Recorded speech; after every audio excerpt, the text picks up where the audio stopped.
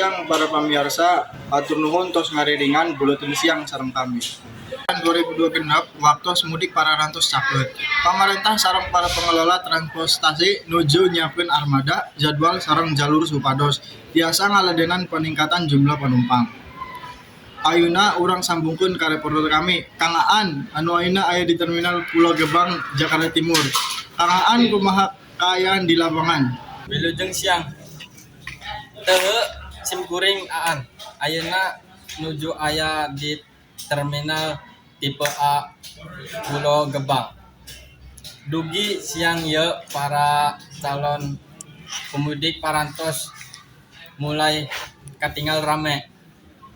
Pihak terminal parantos armada bus tambahan, posko kesehatan.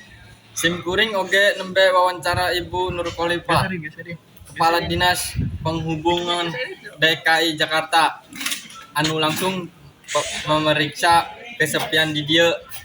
Ayo urang Atur nuhun, kami mancikan sadaya model transportasi umum parantos siap ngaladenan para pemudik tahun 2026.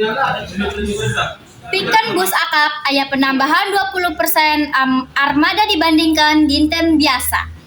Pamariksa ram cek oge kami nambahkeun si saparak Hamin 14. Kelebet mariksa rem, lampu, sareng kesehatan supir. Kami oge muka pos terpadu di 5 titik terutama di Jakarta. Gawe bareng sareng kepolisian, jasa harja, sareng Kemenhub. Tujuan hiji mudik anu aman, nyaman, sareng salamet dugi ka tujuan. Hapunten pikeun para warga mangga meser tiket di jalur resmi sumping lawung awal sareng taat kana arahan para petugas. atur nuhun Ibu Nur Khalifah pikeun ketergamaan.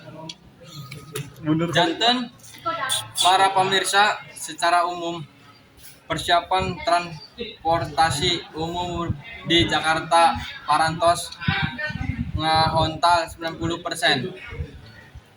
Puncak arus mudik diprediksi bakal langsung dina H3 sareng H2 lebaran.